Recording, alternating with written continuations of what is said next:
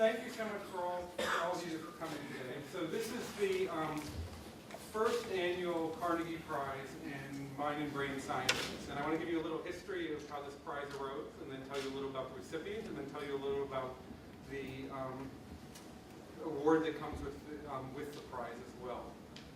So the prize arose because Carnegie Corporation had their 100th anniversary, their centennial, and they regard Carnegie Mellon as a partner, particularly within the domain of the sciences. And they were looking for something that would commemorate the centennial that they felt would be a representative of the kinds of work that they like to do. And we suggested that the mind and brain sciences in the Pittsburgh community and Carnegie Mellon was something that would be worth promoting. And they happily agreed. And in fact, Jerry and I went to New York and had a nice discussion with them, and we got this award to be able to do this for the next 10 years. And it's a little bit uniquely structured because we're going to bring in someone every year that we think is a very worthy recipient of the prize. Prize comes with a piece of artwork, which I'll talk about in a minute. It also comes with a fellowship, and the fellowship actually goes to a Carnegie Mellon student, and the fellowship is named in honor of the recipient. So this coming year there will be an Ungerleider fellow in the Department of Psychology who actually will be working in the area that Leslie herself works in terms of studying the human visual system. And they'll have the honor of being the Ungerleider fellow for the year, as well as there's enough funds that Leslie's agreed graciously that she'd be willing to host that person to come visit her lab, and they would have some personal connection, as well as Leslie, and get to go visit Van Eyck and see what you do personally and talk to yourselves. So I think it's a nice way of connecting the next generation of people that have been the landmark people in the field that have got us to where we are now. So a little bit about Leslie. I could go through all of the many, many different awards she's won over the years. There's some very notable ones. She's a member of the National Academy. She's been a distinguished investigator within NIMH. She's got a lot of other different prizes that she's won. But for me, I think it's a really telling thing when I think about her work and how it's affected the field. Is really, there's two aspects to it. One of them is that she's one of the unique people that's actually done incredibly deep and meaningful work, both at the physiological level, looking at single unit recording within animal models, and also in terms of human neuroscience, and looked at how the human system is processed, and has really connected those two in a deep way that's very, very rare in our field, because it's very challenging, it's very hard to do. She's been sort of landmark in sort of creating the whole field of cognitive neuroscience. When we think of cognitive neuroscience now, she was doing cognitive neuroscience before we probably had the label. And that's really important because it's become arguably the center of what's really binding together a lot of the things that we study. The second thing that really strikes me is I study the human visual system myself, and a lot of the people here study vision. There's a particular idea that Leslie articulated, which is now considered probably, if not, maybe the most seminal idea in the organization of the visual system, as we now think about it, which is that there's a division of labor that happens. There's one part of the visual system which seems to be involved in knowing what's out there in the world, being able to identify objects and understanding what they are and recognize them. And there's another part of the visual system that's separate, a separate pathway, if you will, which is actually involved in spatial information and where things are in the world. But those ultimately come together because we experience the world as an integrated whole. But that division of labor and then how we understand the architecture of the entire brain, in particular the visual system, was really Leslie's seminal contribution that changed the way we think about things. Before that, we didn't have that model. And it's just a landmark that affects everything we do whenever we study that problem. Many of the people in the room here deal with this all the time. So that's really her great scientific contribution. She's also an incredible mentor. She's won multiple mentoring awards. There's many people in the field, including people in this room, that have been mentored or collaborated with her over the years. It's very, very important. And she also, we should mention, of course, is a highly successful woman in science, and she succeeded at a time when being a woman in science was even more challenging than the incredibly challenging environment that still exists today for women in science. And so we should appreciate that success that she's done as well. So I think she's an incredibly worthy recipient of the first Carnegie Prize, and the Carnegie Foundation, Barton and Gory Women, said they were honored that she was the first recipient. They sent his apologies for not being able to come today. So we're very pleased to hear about your work. Now I want to say a little bit about the actual prize. There's an artist named Greg Dunn who has done numerous paintings that some of you may have seen that we commissioned at the CNBC, and he's a wonderful artist. He's also a PhD in neuroscience. And when I asked him to do the painting for the prize, he said, well, what can I do? I said, you do anything you want. You can make it conceptual, however you want to convey it. And what he came up with, well, the painting is there, but I want to actually play the video because otherwise you don't actually get to appreciate what's actually happening. Is a both conceptual and visual piece, which is really pretty remarkable. So the bottom part here represents the kind of neurons you see in the what system in your visual system. Okay, these are the neurons, you can see them and recognize them with the what system in your visual system right now. So when you look at these, you're using that part of your brain. Okay? The top there, which if you look at the actual painting, you can't see them at all because the only way you can see them is if there's a light from above and you walk around them and you spatially integrate them and see them with the where part of your brain. And in fact, it's a scratch holography process in which he's very precisely etched these holograms of these other neurons, these where neurons, into the top half of the painting. And you can see them there because he's animated it. And what you're actually doing is you're looking at a painting that represents both the what and where system in terms of the visual, the neural structures that exist, but you're actually using the what and where parts of your brain to actually see those two parts of it, which I thought was remarkable. And Leslie, we will mail it to you so you don't have to carry it back on the plane. And it actually comes with a light, which Greg wanted to ensure that lit it correctly so you can see the hologram whenever you so wish.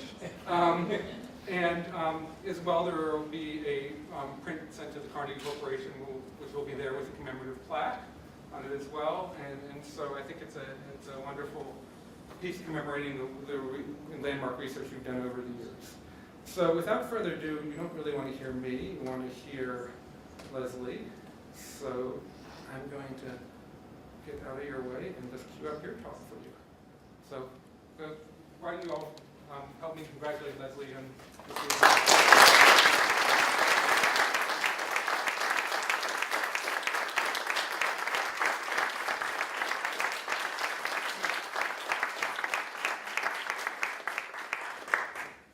Thank you.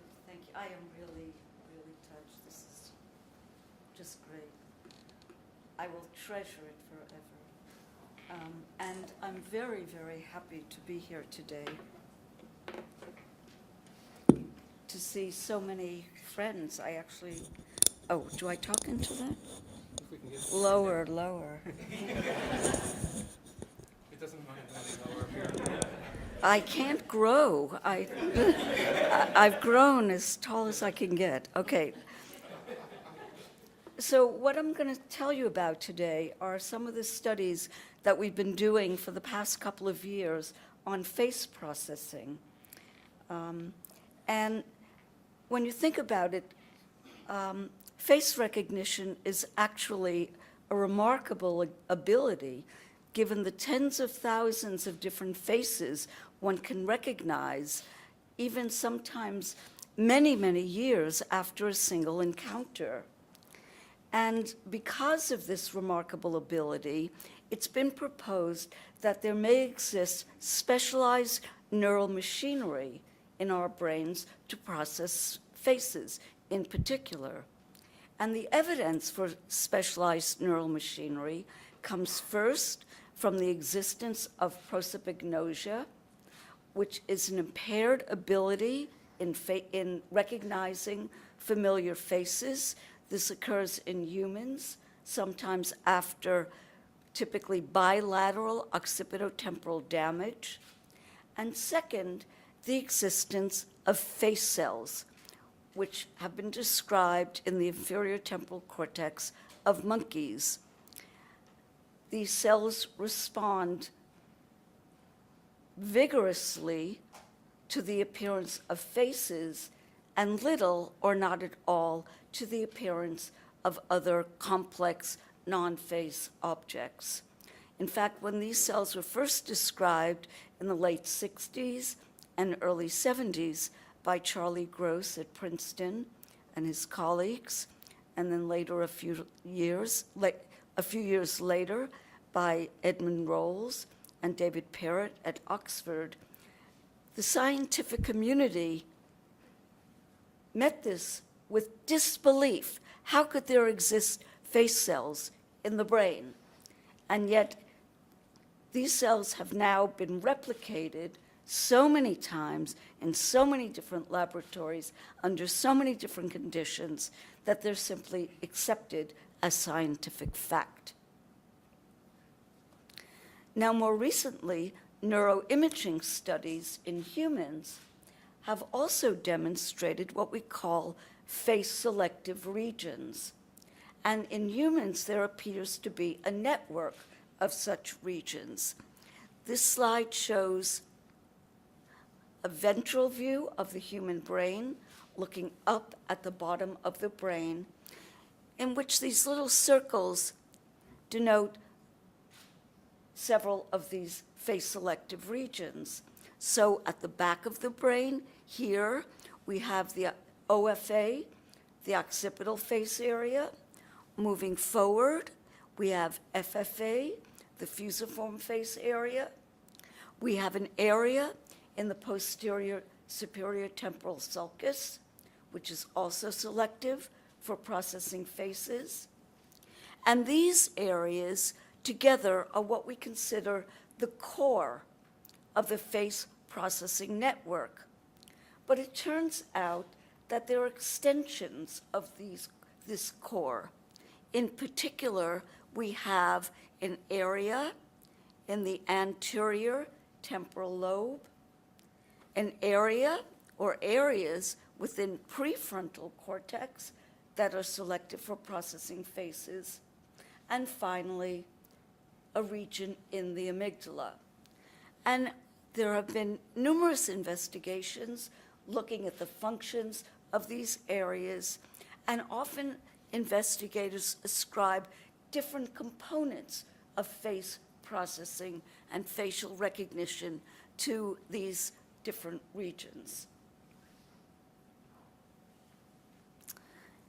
In one study that we conducted, and by we, I mean in collaboration with one of your eminent professors here, Marlene Berman at CMU, and also with Galia Avidan at Ben Gurion University in Israel, we asked, does this face processing network that we find in normal subjects also exist in subjects with congenital prosopagnosia, which is an inherited, acquired,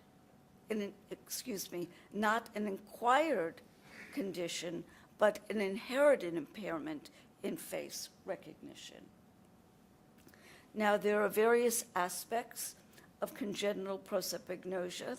As I said, these people are impaired in recognizing faces, also often in discriminating between faces.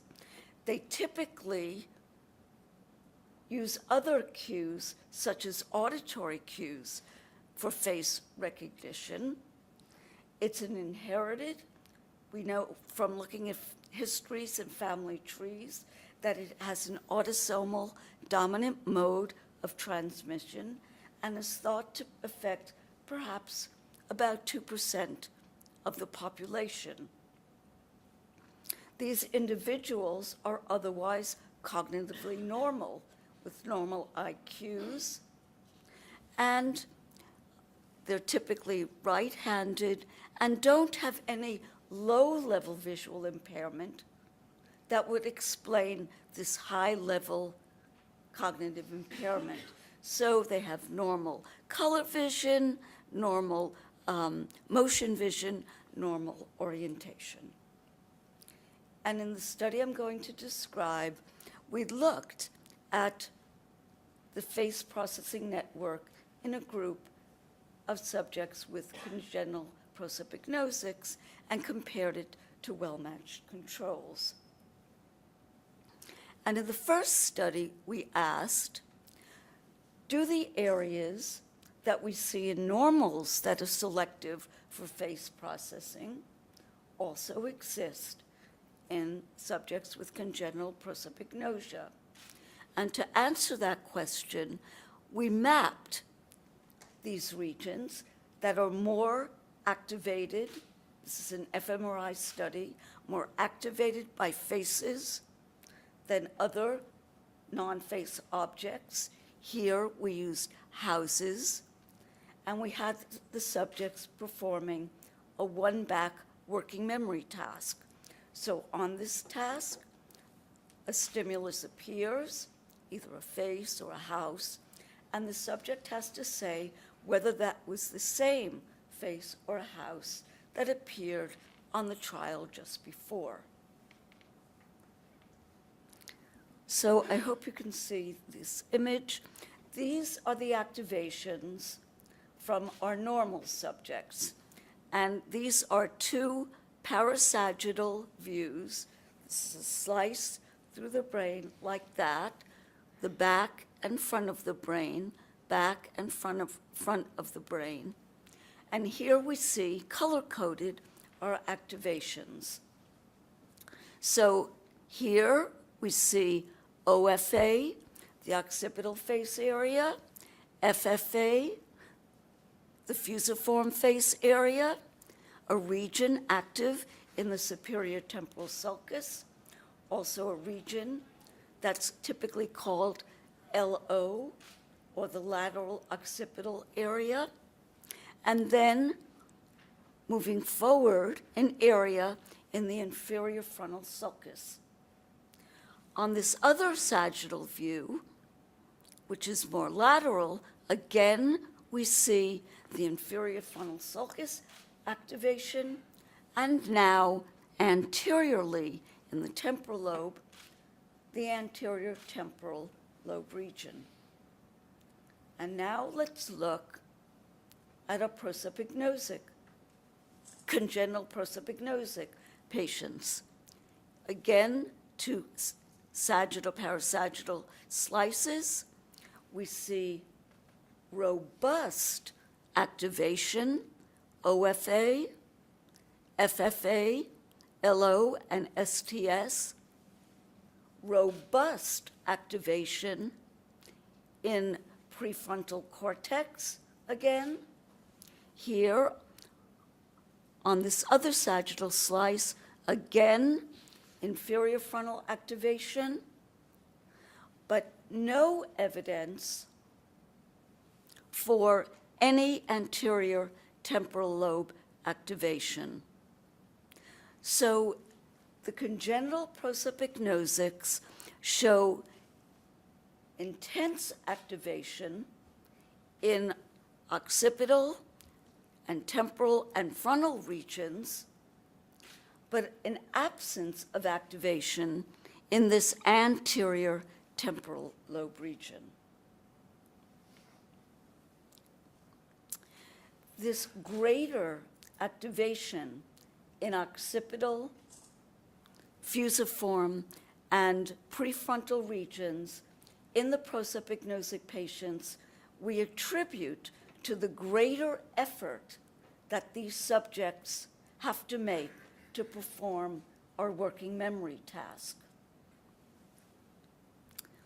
The absence of any activation in the anterior temporal lobe is consistent with a report, actually, that came out of Carnegie Mellon several years ago, Sibu Thomas in Marlene Berman's lab, who found that in congenital prosopagnosics, there are reduced fibers compared to normals in the inferior longitudinal fasciculus.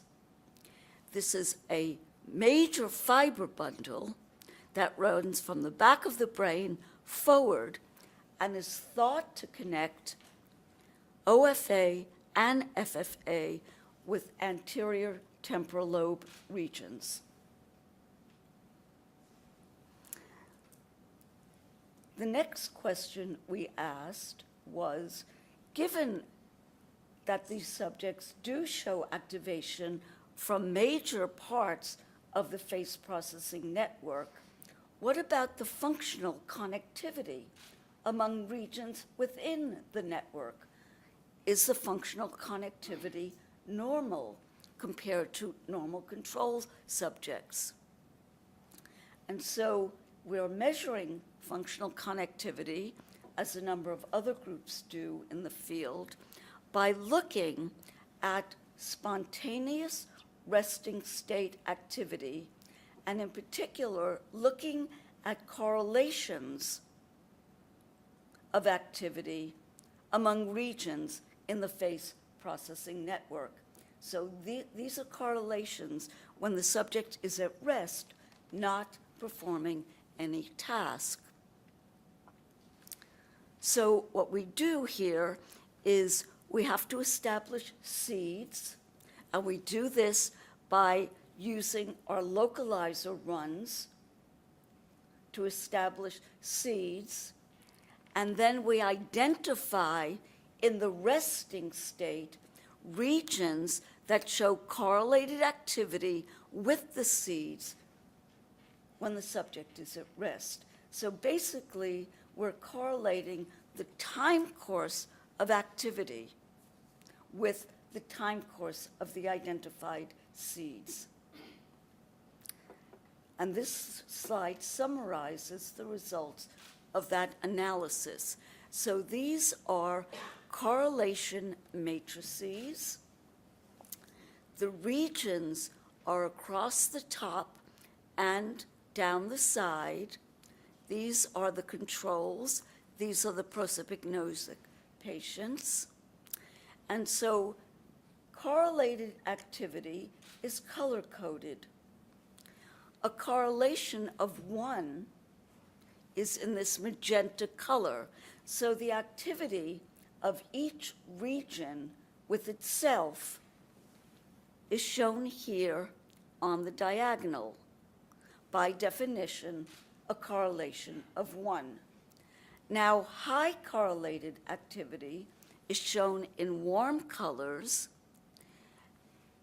and low correlated activity is shown in cool colors. Now, one thing you can see is that the controls and the prosopagnosics show very, very similar correlation matrices. Incidentally, this border in red indicates these are the core regions and these are the extended regions in the network. And what should be apparent is that the correlation between core regions and extended regions here, here, here shows lower levels of correlation in the prosopagnosic patients than in the control subjects. So what we found is that there's reduced correlation between core regions and extended regions among the congenital prosopagnosics. So to summarize the results from this study, we found that occipital, fusiform, and prefrontal regions in congenital prosopagnosics show the same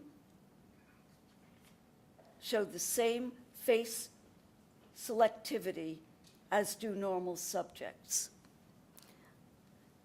And second, we found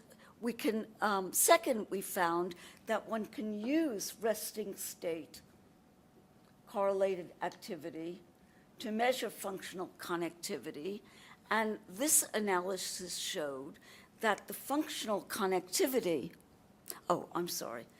the second point was the absence of anterior temporal lobe activation in the congenital prosopagnosics is consistent with reduced fibers in the inferior longitudinal fasciculus, which links OFA and FFA with anterior temporal lobe regions.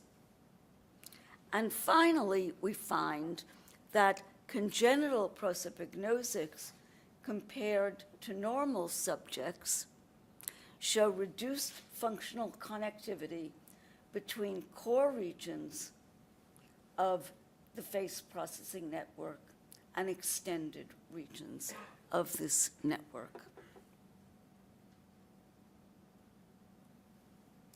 Now,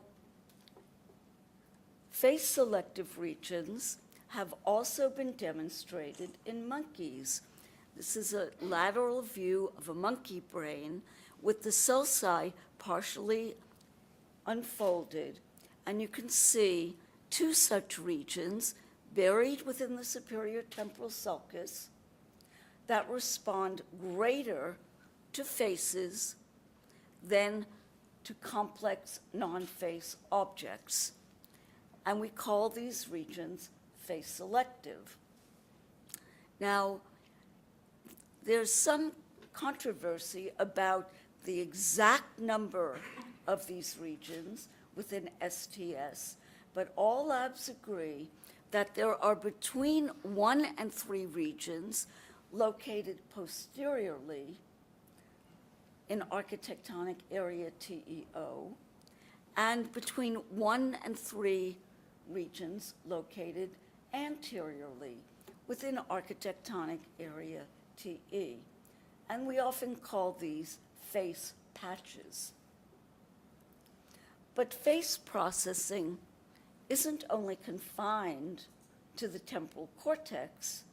Face processing in monkeys also includes here, shown here on a coronal slice, here on a parasagittal slice, the amygdala bilaterally. Incidentally, here are the anterior face patches, shown here and here, the posterior face patch, and a region within prefrontal cortex. So there were 3 aims of this monkey work. First, we wanted to study the functional connectivity among these face processing regions, and again, we're going to look at correlated resting state fMRI activity. Second, we wanted to see how does the processing of emotional faces, how is that processing affected by lesions of the amygdala? And finally, how does fMRI activity evoked by different facial expressions, how is that activity affected by the hormone oxytocin?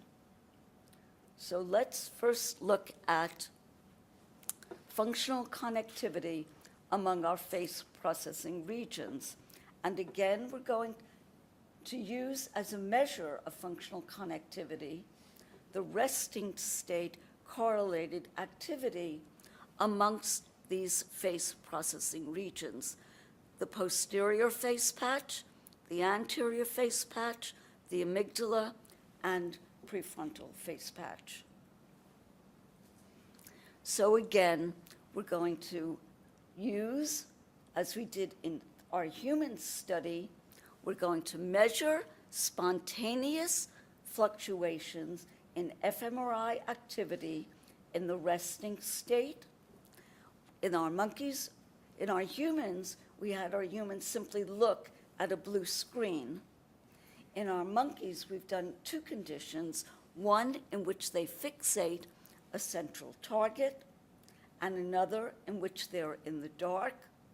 The data are almost identical. Then we determine our seeds by using, as we did in humans, localizer runs by looking at activation to faces compared to non-face objects, complex non-face objects. And then finally, for the analysis, we identify regions that show correlated fMRI activity with our seeds in the resting state. So here's simply an example. This is spontaneous fMRI activity in our anterior face patch. These are slow fluctuations. And what we find is that in the amygdala, we see correlated activity. So this slide summarizes the findings. These slices come from, these are coronal slices through the monkey brain, through the prefrontal face patch, through the amygdala, an anterior face patch, and through the posterior face patch. And the correlated activity is shown in color coding. The scale here is on the right. So in the row at the top, we had a seed in the posterior face patch on the left.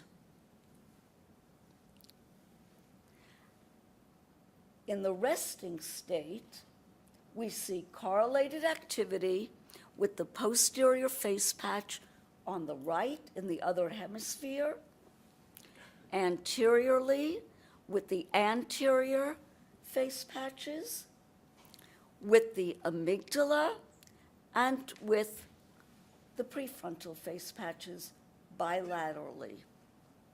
Now we have our seed, and we place the seed in the anterior face patch on the left.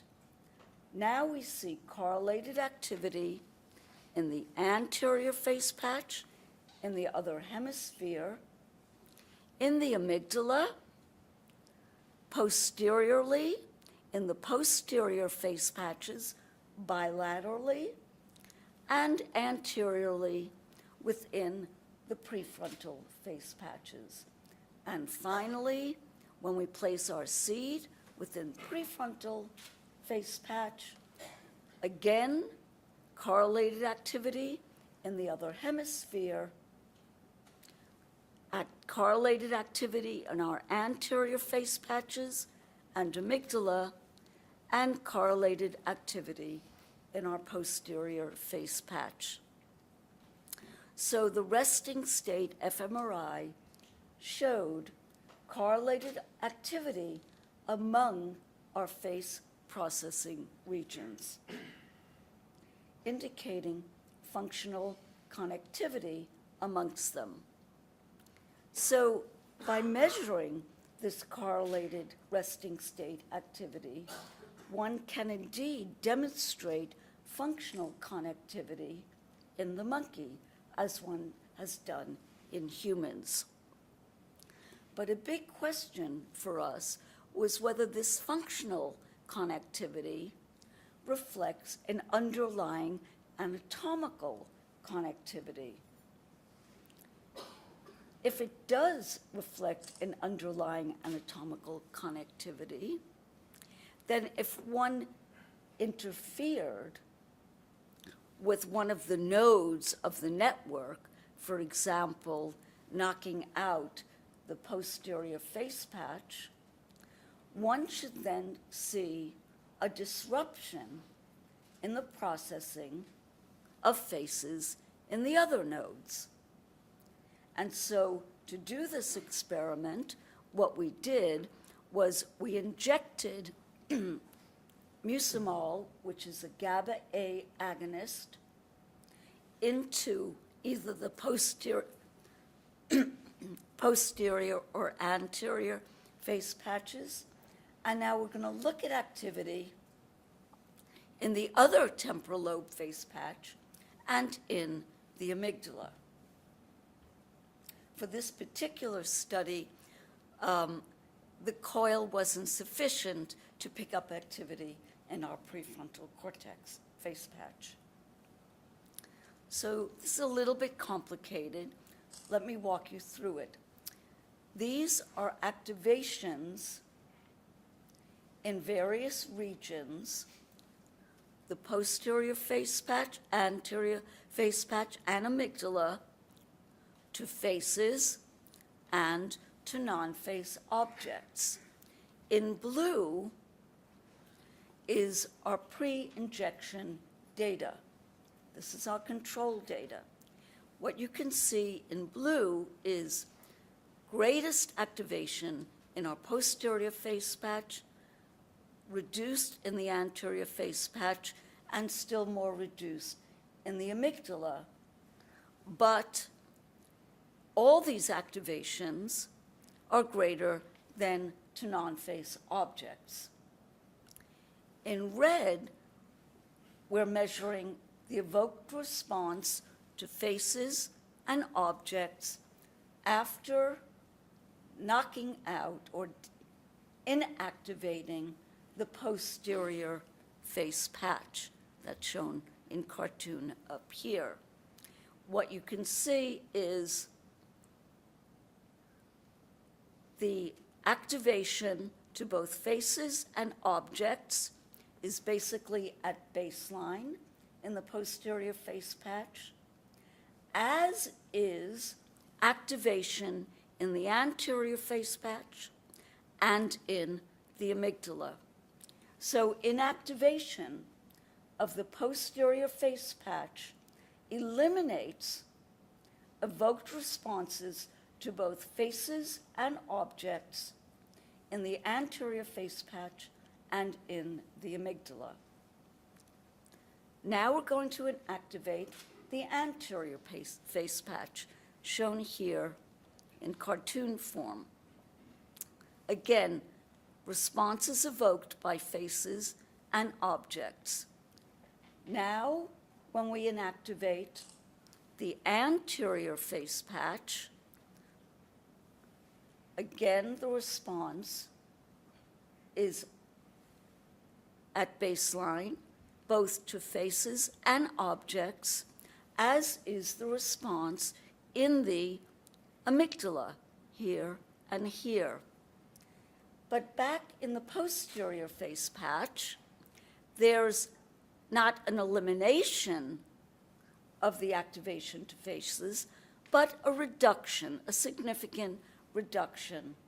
But interestingly, the activation to objects is virtually unaffected. So what we found here is that anterior face patch inactivation eliminates responses to faces and objects in the amygdala, modulates the response in the posterior face patch, and has no effect on the response in the posterior face patch to objects.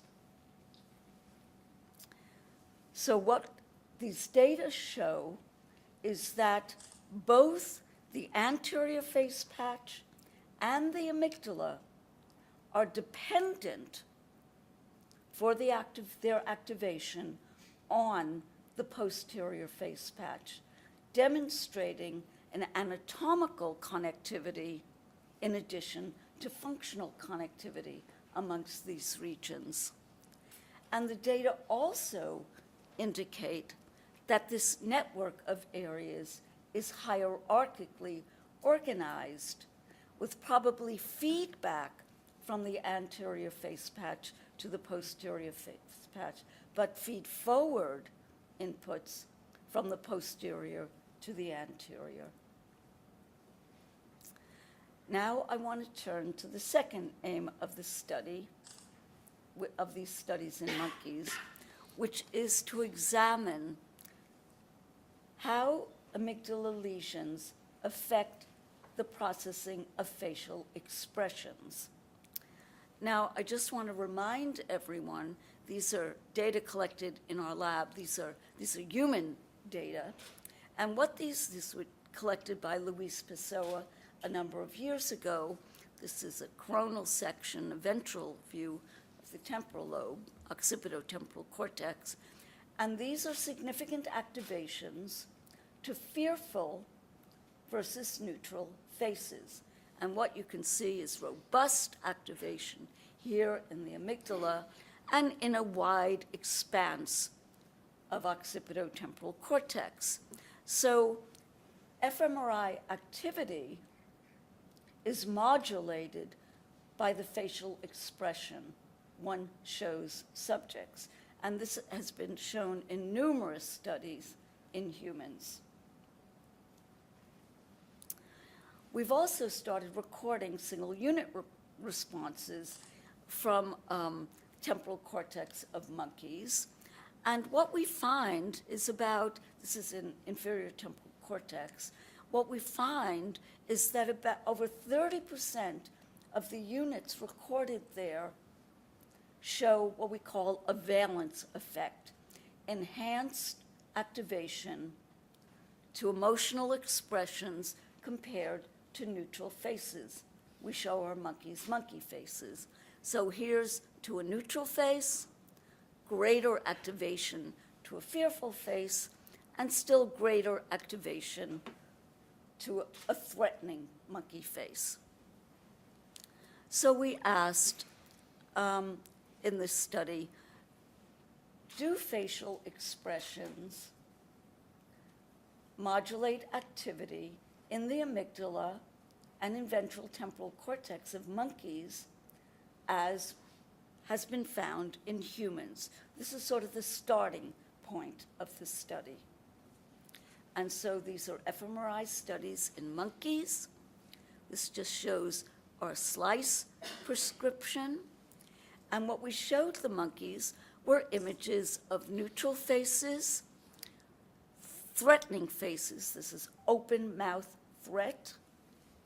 Fear grin faces. This is monkey. When a monkey makes a fear grin, it means he's fearful of something in the environment. And finally, lip smacking, which monkeys do. It's a sign of submission or an appeasing sign to other monkeys who are more dominant. So we looked at fMRI activation to these 4 facial expressions, and these are sort of the standard facial expressions shown by monkeys. And we had each expression portrayed by 8 different monkey identities. In these monkey studies, we always use a contrast agent, Mellon, to enhance the signal to noise. And now I'm just going to show you activations. This is not facial expressions. This is just to neutral faces. Here's the expanse of activations in the left and right hemisphere to neutral faces compared to scrambled images of objects or scrambled faces. And you can see the entire expanse of inferior temporal cortex is active. And we call this region face responsive cortex. But again, we can also measure face selective regions, faces greater than non-face objects. And again, you can see our face patches in areas TEO and TE. Now let's look at the effects of facial expression. And here we're measuring, this is in the amygdala, here and here. And here we're measuring, and this is shown in histogram form, activation to neutral, threat, fear grin, and lip smack in the left and right amygdala. And the asterisks indicate that there is indeed a valence effect in the amygdala. There's typically greater activation to some or all facial expressions compared to neutral faces. I also want to point out that this activation in the amygdala localizes to the basal nucleus and a portion of the adjacent lateral nucleus of the amygdala. And these are the portions of the amygdala that are connected with the inferior temporal cortex in monkeys, probably in humans as well. Now let's look at our valence effect.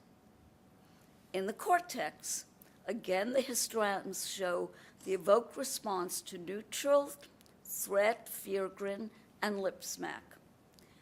And if we measure the activations in the face patches, we can see, again, a strong, significant valence effect in to these facial expressions. I should also point out that just like in human studies, in both cortex and the amygdala of monkeys typically show the greatest activation to fearful faces compared to other facial expressions. And this is really quite interesting because fearful faces in monkeys look quite different from fearful faces in humans.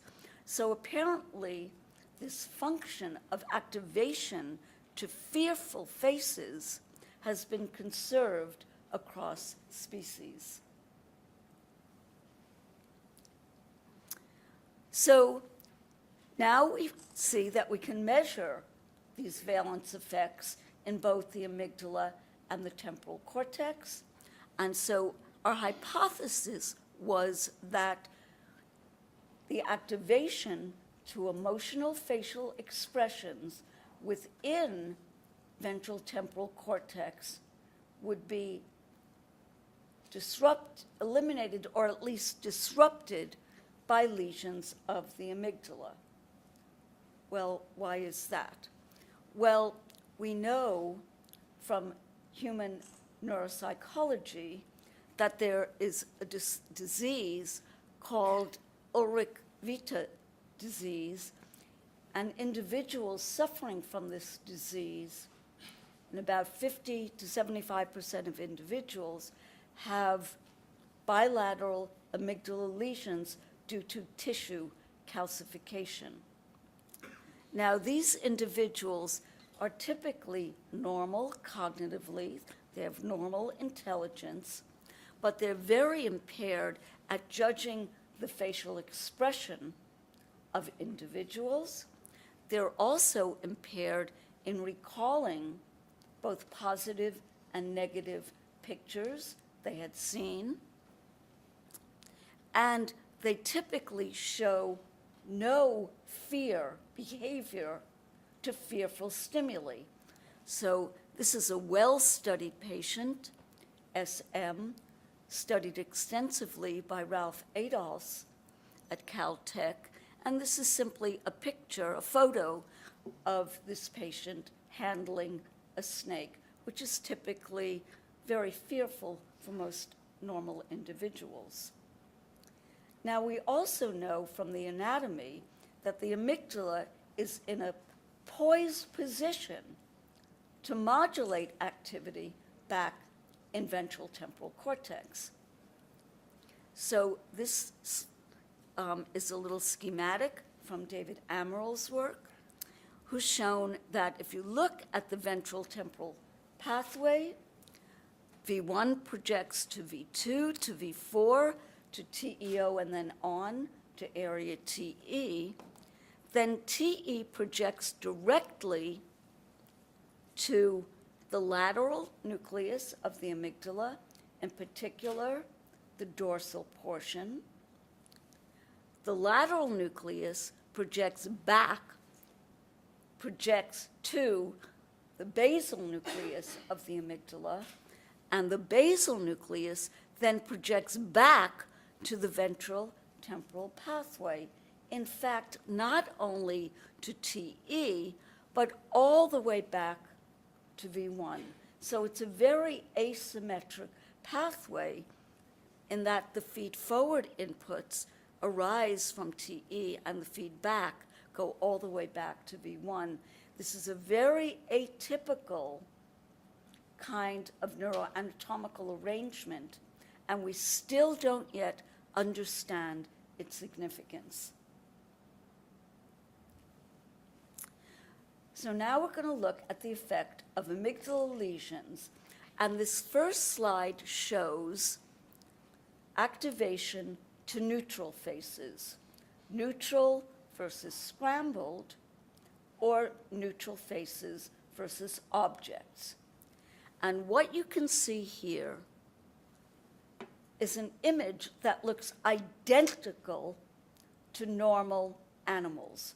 So the same face responsive and face selective regions are activated. So amygdala lesions have no effect on the processing of faces per se. Now let's look at the effect of amygdala lesions on valence, that is, activation to facial expressions. This is an awfully complicated slide, so I will just try to walk you through it. In our original plan, we had planned to do total bilateral lesions of the amygdala. But it turned out that monkeys that had partial sparing of the amygdala, in fact, were more informative. So, for example, here's a monkey with bilateral lesions of the posterior portion of the amygdala, but in the anterior portion of the left amygdala, there was spare tissue. And what you can see here is that in this monkey on the left, we see a valence effect anteriorly, but an absence of a valence effect posteriorly, where the amygdala lesion was complete. The converse was true for this monkey, monkey M. In this monkey, he had in the right hemisphere a complete anterior lesion. Is that right? But sparing posteriorly, no, sparing anteriorly. And in this monkey on the right, what you can see is that there's no valence effect posteriorly, but we see a valence effect anteriorly. So what we found was that the amygdala lesions did indeed affect the activation to facial expressions, but the effect of the amygdala lesions followed an anterior to posterior gradient. So if there was sparing of the amygdala anteriorly in the amygdala, we see a valence effect anteriorly within ventral temporal cortex. If there was sparing of the amygdala posteriorly, we see a valence effect posteriorly within ventral temporal cortex. And it was curious, but even 5% sparing of the amygdala was sufficient to produce these valence effects.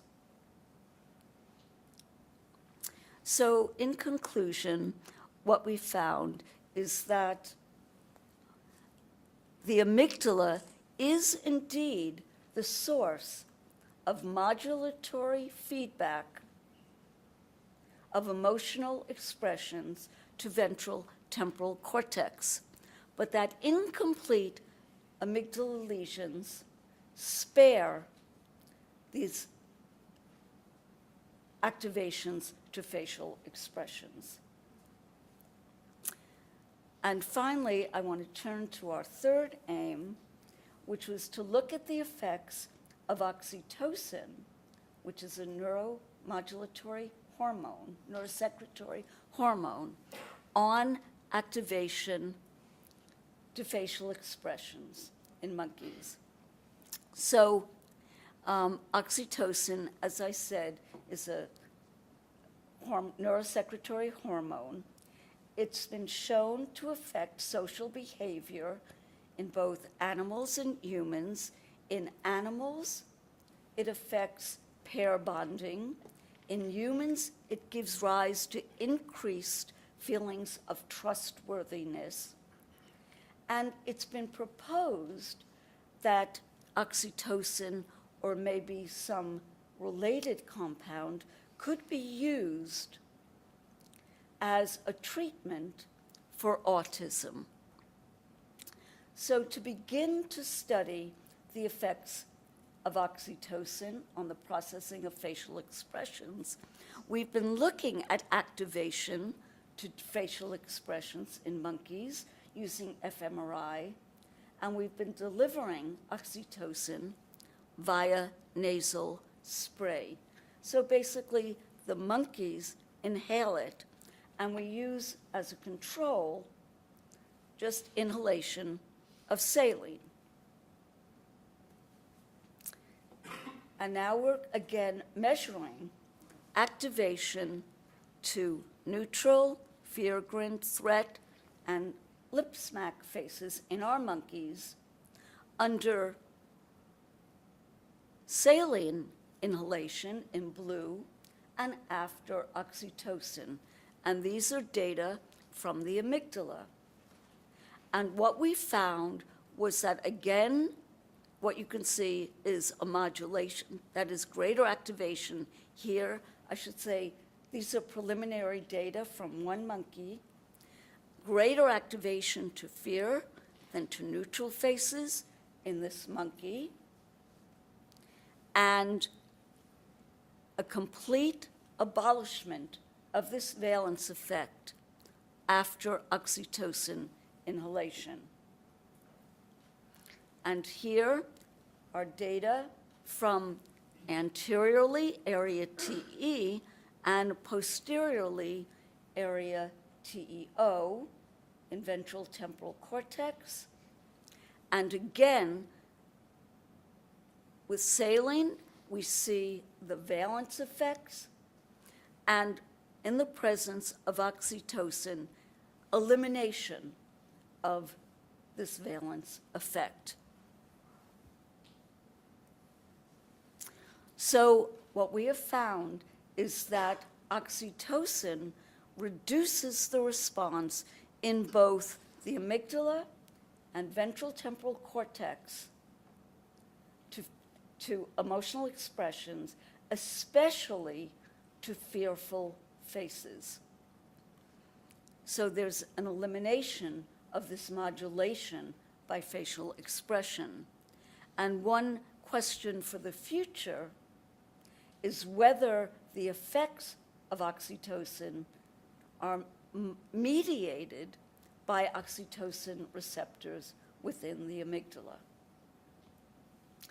So to summarize our monkey work, what we found is that we can measure functional connectivity in the monkey among our face processing regions by looking at correlated fMRI activity in the resting state.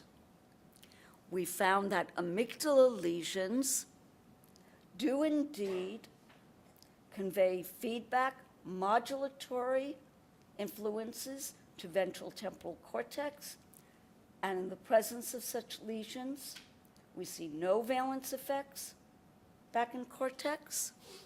And finally, we found that oxytocin reduces activity to fearful faces in both the amygdala and ventral temporal cortex.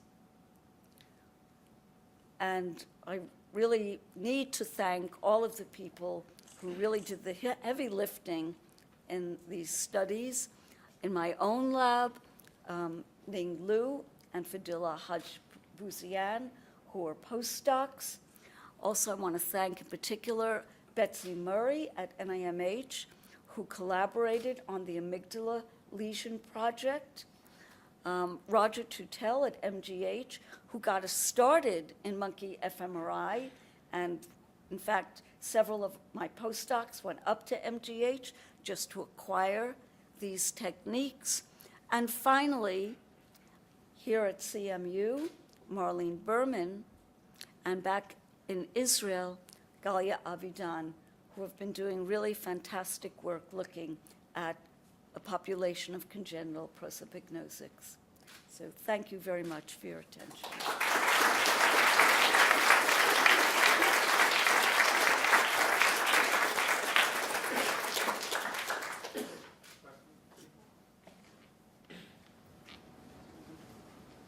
So I'm curious what's known about the behavioral effects of the oxytocin. Does it make the monkeys more, does it impose a difficulty in discriminating faces with these different valences? So we have just started doing those studies. All of the studies here on facial expression was to passive viewing by monkeys. We've done some stuff with video clips as well, but it's all been to passive viewing. We are now starting on a major endeavor to look at the behavior both outside the magnet and within the magnet. Outside the magnet, we've now conducting a study with monkeys and measuring their scan paths as they're scanning images of monkey faces. So, and that's in collaboration with Bruno Averbeck at NIMH. So those studies are just begun. Yes? So basically, I have a question about the mucimol inactivation study, particularly in the posterior face patch. So one of the findings that I've always found so counterintuitive in this literature is the fact that when Alan Cowie ablated STS cells, although those many years ago, there was no effect of the ablation on the monkey's behavior. And so the question that I have for you is, when we're looking at the effect of the reversible inactivation, does this have any ramifications for behavior, or are these changes sort of epiphenomenal? So again, our long-term goal, not long-term, in the next couple of years, is to actually produce a monkey model of prosopagnosia by lesioning or inactivating the temporal lobe face patches. I always have found Alan's study very perplexing, completely perplexing. But in one of his 3 monkeys, the lateral sulcus was removed and not STS. And in the other 2 monkeys, I'm not convinced that all of the relevant tissue was removed.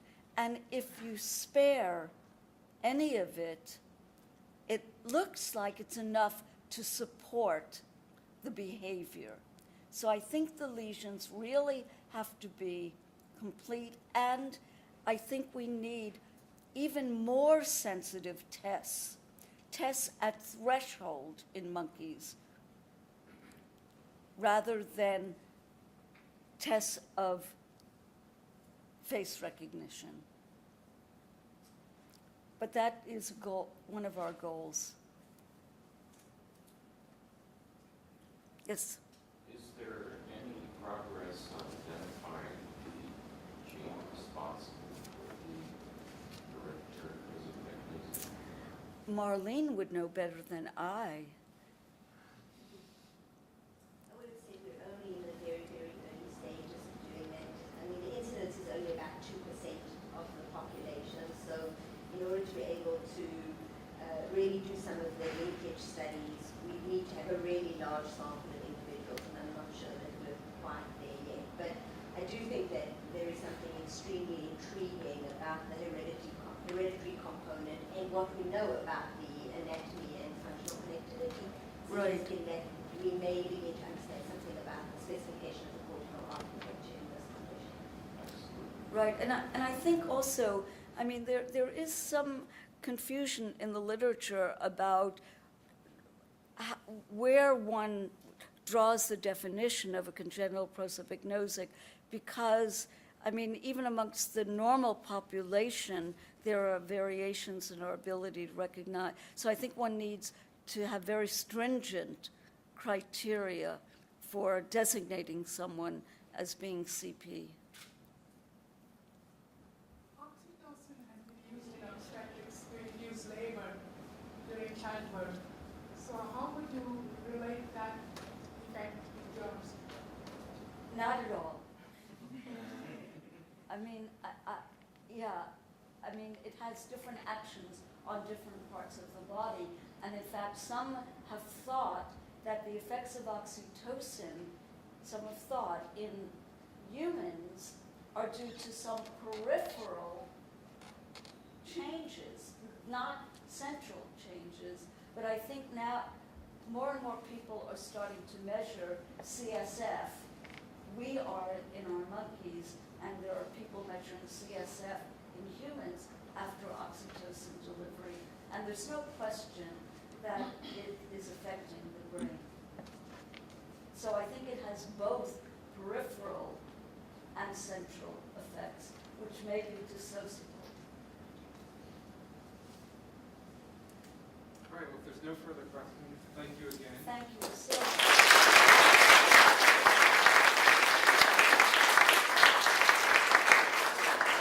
So faculty, we'd like to take a group photo with Leslie next to the picture. So any CNBC faculty here, come on over here, and everyone is invited to reception outside right afterwards for